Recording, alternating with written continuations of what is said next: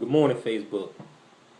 Hey, I know everybody waiting on the interpretation for this dream, so God laid it on my heart to go ahead and do the interpretation today. So at this time, I want to start off in Jeremiah chapter 23. So if you got your King James Bible, go to Jeremiah chapter 23. No new King James. You know what I'm saying? It got to be the original. That's the one that it matched perfectly with the Strong's Concordance, because we're going to be giving some Strong's Concordance references, and we got a lot of scriptures to cover. But we're going to start off in Jeremiah chapter 23. We're going to start off with verse 28 through 32. And it says, "And the prophet that hath have a dream, let him tell a dream. And he that hath my word, let him speak my word faithfully. What is the chaff to the wheat, said the Lord? Is not my word like as a fire, said the Lord, and like a hammer that breaketh the rocks in pieces? Therefore, behold, I am against the prophets, said the Lord, that steal my words, every one from his neighbor. Behold, I am against the prophets, said the Lord, that use their tongue and say, He saith.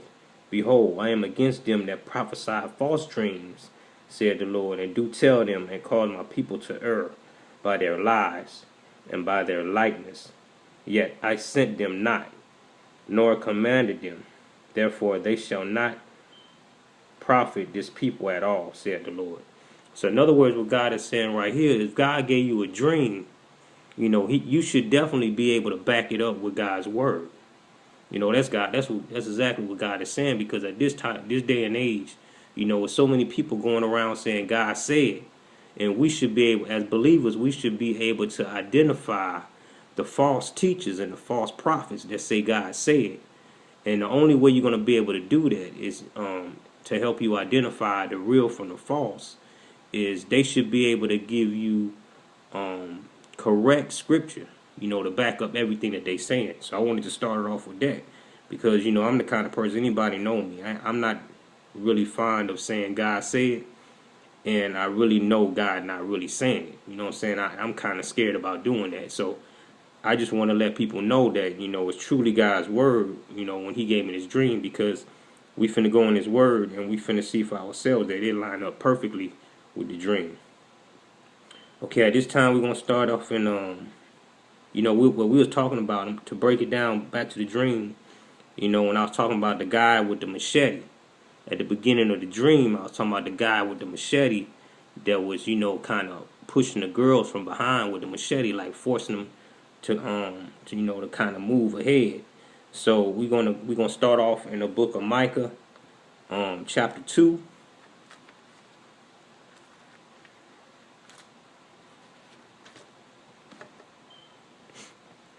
And we're going to start with verse 1 and 2. And it say, "Woe to them that devise iniquity, and work evil upon their beds. When the morning is light, they practice it, because it is in the power of their hand. And they cover fields, and take them by violence, and houses, and take them away. So they oppress a man and his house, even a man and his heritage." So what God was showing me, with the guy with the machete, that's what he was doing. He was forcefully, it was mainly talking about false teachers. This day and age, God has given me this dream, and He telling me in this dream to warn the believer of these false teachers. That's mainly what we're going to be discussing tonight.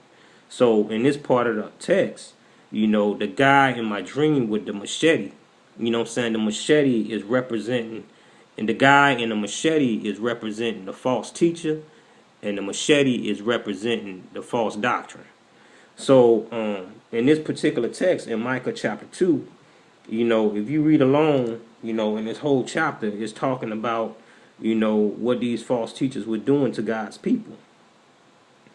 And if you continue, for time's sake, because we ain't got much time, because I want to break these down just like the first segment, so I want to break them down to like 10-minute segments if I could. So at this time, for time's sake, we're going to skip down to we're going to go into verse 10. So Micah chapter 2, verse 10 and 11 says, "Arise, Arise ye, and depart from this is not your rest, because it is polluted, and it shall destroy you, even with a sore destruction. So that right there, it leads you into Jeremiah chapter 3. That particular verse leads you into Jeremiah chapter 3. And what Jeremiah chapter 3 is saying, that's one of the reference scriptures. Jeremiah chapter 3, verse 2. It says, lift up thy eyes unto the high place, and see where thou hast not been lying with. In the ways hast thou sat for them, as the Arabian in the wilderness, and thou hast polluted the land with thy whoredoms and with thy wickedness. So mainly right here in this part of the text in Jeremiah is also talking about, Israel backsliding, and they falling into this whoredom state, and they start running after other gods. When they should have been running after the Lord, they was running after other gods. So that's mainly what the reference scripture is talking about. Both of them talking about false teachers and mainly what's going on, with the people being led astray. So, but we don't really want to talk about, I want to just, bring some things up in chapter 2, but it's really some things I want to really go into. The things I really want to get down to is in chapter 3. And, still talking about, these false teachers. In Micah chapter 3, verse 1, it says, and I said, talking about Micah, and I said, hear, I pray you, O head of Jacob, and ye princes of the house of Israel, it is not for you to know judgment. Okay, so that's a big key right there. It's not for you to know judgment.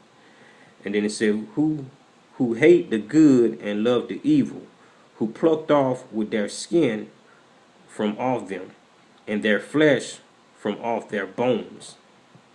Okay? And that scripture is referencing to Jeremiah chapter 5.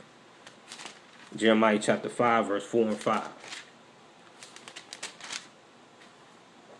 In Jeremiah chapter 5, verse 4 and 5 says, therefore I said, surely these are poor, they are foolish, for they know not the way of the Lord, nor the judgment of their God. I will get me unto the great men, and will speak unto them, for they have known the way of the Lord and the judgment of their God. But these have altogether broken the yoke and burst the bonds. So again, they got that word again talking about not knowing God's judgments. That's a big key factor that we're going to cover. But we're going to go down to we're going to continue in Micah. Now we're in verse number 3 in chapter 3 of Micah.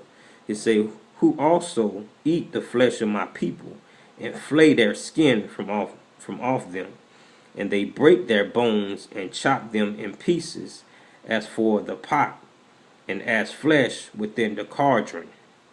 That's a big key right there in the cauldron. But this scripture is mainly, is giving reference back to the two girls. The guy with the machete was pushing from behind the two girls. So now we get into who these two girls are. And according to the scripture right here, the two girls represent, these are believer. These are believer. And we also going to be covering the people in the dark room. Remember we was talking about the people that was listening to the dog sing in last segment? Well, these two girls and the people in the dark, these are believers. But there's something going on with the believers, because it's saying in verse 3 that they flesh, that the false teachers was called, it said in verse 3, we also eat the flesh of my people and flay their skin from off them, and they break their bones and chop them into pieces as for the pot, and that's flesh within the cauldron. So right there is talking about the doctrine was killing God's people. So they were destroying God's people. And the reference verse to that is, well, before I go to that, I want to get into the cauldron. Before I get into the reference verse, if you look up the word cauldron, in the Strong's Concordance, the number is 7037, and it's from 6743, and it means to make profitable and to make prosperous. But who was getting made prosperous? It wasn't the believer, it was the false teachers. they was profiting off of God's people. So right now I want to cut it short right now, you know, because it's 10 minutes exactly. So I want to leave it there right now, and we're gonna come back and do a part 3. Hey, y'all be blessed.